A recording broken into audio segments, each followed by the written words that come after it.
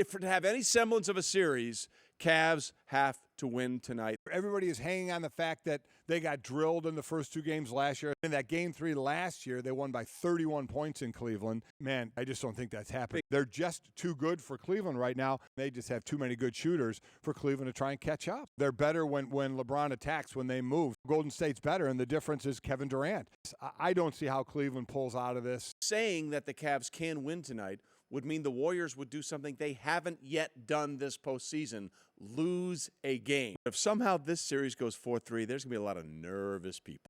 Games and series are like a river. You put something in that river, it's going to make a turn. The game is not set in stone. Things happen. Meanwhile, there's something weird going on with the Jets. It seems like the Jets are now all in for 2018 and beyond. They get rid of David Harris yesterday, and then, of course, you also have them telling they're going to get rid of Eric Decker. They parted ways with Darrelle Revis, Calvin Pryor, both for different reasons. Do we think that's what's going on? They're loading up for Sam Darnold? They didn't go for the quarterback, which people thought they may. Jet fans are already programmed to be a glass half full, glass shattered anyway. The weirdness of this, it's happening in June. Jet fans have to just be...